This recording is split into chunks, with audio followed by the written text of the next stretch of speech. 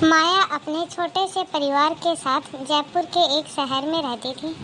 हाल ही में वह अपने बेटे श्लोक की शादी नंदिनी नाम की एक लड़की से करवा देती है, मगर शादी के बाद अपने बेटे में आए बदलाव को वह स्वीकार नहीं कर पाती है। बेटा श्लोक, आज तू इतनी जल्दी ऑफिस से कैसे आ गया? क्या करता माँ, नंदिनी जिद कर रही थी तो आना पड़ा। क्या बहू रोज ऑफिस से जल्दी आने के लिए बोलेगी और तू जल्दी आ जाएगा? ऐसी बात नहीं है माँ, दरअसल वो चाहती है कि आज हम लोग कहीं बाहर घूमने के लिए जाएं। तो बस इसीलिए मैं मना नहीं कर पाया और घर जल्दी आ गया। श्लोक की यह बातें कामना को बिल्कुल भी रास नहीं आती है और वह बिना कुछ बोले चुपचाप अपने कमरे में चली जाती है। माँ के इस व्यवहार को देखकर श्लोक भी अचानक सोच में पड़ जाता है, ये माँ को क्या हो गया है। श्लोक सोच ही रहा होता है कि तभी नंदिनी वहाँ पर आ जाती है। श्लोक, आप आ गए ऑफिस से? अब तुमने इतने प्यार से बुलाया तो कैसे नहीं आता। तो श्लोक साहब, आज हम डिनर भी बाहर ही करेंगे। लेकिन वो माँ को भी साथ ही ले चलते हैं, तब तो और भी ज्यादा मजा आएगा। श्लोक और नंदिनी कामना के कमरे में जाते हैं। माँ, आप जल्दी से तैयार हो जाइए, हम सब एक साथ बाहर घूमने के लिए चलते हैं। क्या सच में? तुम लोग मुझे भी साथ में लेकर चल रहे हो बाहर घूमने के लिए? तो क्या हम लोग आपके बगैर कहीं जा सकते हैं क्या भला? चलिए मम्मी जी, अब फटाफट जल्दी से तैयार हो जाइए। कामना जल्दी से तैयार होकर श्लोक और नंदिनी के साथ बाहर घूमने के लिए जाती है, जहाँ रास्ते में नंदिनी श्लोक का हाथ पकड़ते हुए चलती है। अपने बेटे और बहू को ऐसे हाथ पकड़कर साथ में चलता हुआ देख कामना उन्हें टोकती है। अरे हाथ में हाथ डालकर क्यों चल रहे हो तुम दोनों? ये तुम लोगों का बेडरूम नहीं, ये हमारा मोहल्ला है, गली है, जहाँ लोग एक चीज देखते हैं और चार बातें बनाते हैं। आप भी ना मम्मी, नंदिनी मेरी बीवी है, मैं इसका हाथ नहीं पकड़ूंगा तो और किसका हाथ पकड़ूंगा? और फिर लोगों के बारे में सोचना ही क्यों है माँ? हाँ, अब तू मेरी बात थोड़ी ना मानेगा, बीवी जो आ गई है। नहीं माँ जी, आप गलत समझ रहे हो। अरे रहने दे बेटा, जिस उम्र में तुम दोनों हो ना, उस उम्र से मैं भी निकल चुकी हूँ, लेकिन मैंने तो कभी ऐसी कोई हरकत नहीं की। कामना की बातों से दोनों का दिल डूब जाता है और पूरे रास्ते दोनों एक दूसरे से दूरी बनाकर चलते हैं। और फिर अगले दिन, नंदिनी खाना बना के नहीं, बहुत जोरों की भूख लग रही है। बस अभी लाई 2 मिनट में। अरे जल्दी कर बहू, मेरे बेटे को ऑफिस के लिए लेट भी हो रहा है। कामना आगे कुछ बोलती, इससे पहले ही बहू खाना ले आती है। सॉरी, आपको ऑफिस के लिए लेट हो गया। वो क्या है ना, आज मैं आपके पसंद का खाना बनाने लग गई थी। ये मटर पनीर बनाया है मैंने आपके पसंद का। वो क्या है ना, आज से पहले कभी मैंने बनाया नहीं ना, इसलिए थोड़ा लेट हो गई। अरे तुम्हें एक मटर पनीर बनाने में इतना समय लग गया? अरे मुझसे बोल दिया होता, मैं बना देती अपने बच्चे के लिए मटर पनीर। और वैसे भी ना, श्लोक को मेरे हाथ का ही मटर पनीर पसंद है, किसी और के हाथ का नहीं। कामना की इन बातों से नंदिनी फिर एक बार उदास हो जाती है। फिर नंदिनी को दुखी देख श्लोक कहता है, माँ आप ये क्या बोले जा रही हो? नंदिनी प्लीज जल्दी से खाना दे दो, मुझे ऑफिस के लिए लेट हो रहा है, ऑफिस भी जाना है मुझे। नंदिनी श्लोक और अपनी सास के लिए खाना लगा देती है। नंदिनी सचमुच तुम्हारे हाथों में तो जादू है, मैंने आज से पहले ऐसा मटर पनीर नहीं खाया। है ना माँ?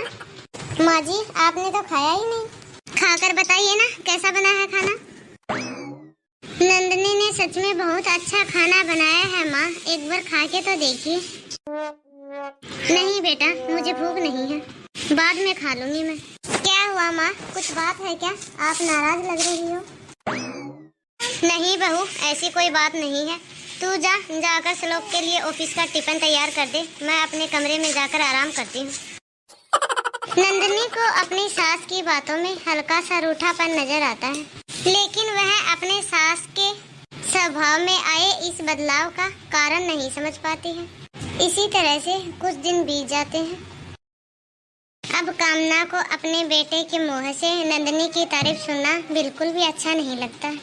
फिर एक दिन, अरे कामना बहन कैसी हो, बड़े दिनों बाद दिखी। अरे बहन अब क्या बताऊं तुम्हें, आजकल तो बाहर निकलने का मन ही नहीं करता, सारा दिन बस बिस्तर पर ही आराम करती रहती हूँ। सच में बहन तुम्हारा तो भाग्य ही चमक गया नंदिनी जैसी बहू पाकर।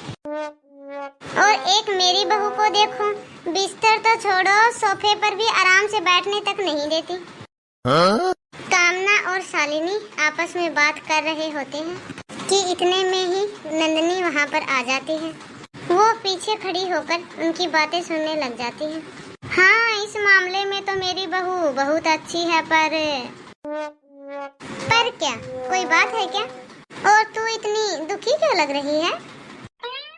अरे नहीं नहीं, कोई खास बात नहीं है। अरे अब बता भी दे कामना, क्या पता मैं तुम्हारी कोई मदद कर सकूं। तुम्हें पता है, जब से नंदिनी मेरे घर में आई है ना, श्लोक पहले जैसा नहीं रहा है, वह बहुत बदल गया है। और तो और अब उसे मेरे हाथ का खाना भी अच्छा नहीं लगता, दिन रात बस अपनी बीवी के गुणगान गाता रहता है। बस तू इस बात से दुखी है? अरे तेरा लड़का तो फिर भी ठीक है, किसी दिन मेरे घर आकर देखना, बीवी के पैर दबाता नजर आएगा तुम्हें मेरा बेटा। कामना फिर आगे कुछ भी नहीं कहती है और वह अपने घर लौट जाती है। वहीं पीछे खड़ी नंदिनी अपने सास की दिल की बात जानकर अचंभे में पड़ जाती है। उसे अपनी कानों सुनी बातों पर यकीन नहीं होता और वह सोचने लगती है कि वो ऐसा क्या करे जिससे उसकी सास की शिकायतें दूर हो सके। नंदिनी, नंदिनी कहाँ हो तुम? देखो मैं तुम्हारे लिए गिफ्ट लेकर आया हूँ। क्या है इस गिफ्ट के अंदर? तुम खोलकर खुद ही देख लो। वाह, इतना सुंदर नेकलेस, ये तो बहुत ही सुंदर है। मैं जानता था ये नेकलेस तुम्हें बहुत पसंद आएगा। फिर अचानक नंदिनी की नजर दूर खड़ी सास के ऊपर जाती है। उसे अपनी सास की कही हुई बातें याद आ जाती हैं। श्लोक, ये नेकलेस तुम मम्मी जी को दे दो प्लीज। मैं क्या करूँगी इन सब का? तुम तो जानते ही हो मुझे इन सब चीजों का कुछ ज्यादा शौक नहीं है। तुम ऐसे क्यों बोल रही हो नंदिनी, ये हार तुम्हें पसंद नहीं आया? हाँ बाबा, हार ठीक है लेकिन कुछ ज्यादा खास भी नहीं है, मुझे ये ज्यादा पसंद भी नहीं आया। आप एक काम कीजिए ना, ये हार आप मम्मी जी को दे दीजिए। श्लोक गुस्से में अपना पैर पटकता हुआ वहाँ से चला जाता है। नंदिनी सभी को खाने के लिए आवाज देती है और सभी की थालियों में खाना परोसती है। नंदिनी, ये आज कैसा खाना बनाया है तुमने? इसमें तो जरा भी स्वाद नहीं है। हाँ बहू, इसमें तो नमक मिर्च मसाले कुछ भी नहीं है। शायद मैं भूल गई होंगी मम्मी जी, प्लीज मुझे माफ कर दीजिए। मुझे लगता है तुम खाना बनाना भूल गई हो नंदिनी। माँ, आप दूसरा खाना बना देंगी? बहुत समय हो गया आपके हाथ का खाना खाया भी नहीं है मैंने। कामिनी झट से उठकर किचन में जाती है और अपने बेटे के लिए खाना बनाने लगती है। आधे घंटे में ही कामना खाना बनाकर ले आती है और वह सबसे पहले खाना श्लोक को देती है। वाह माँ, आज कितने दिनों के बाद आपके हाथ का खाना खाया है।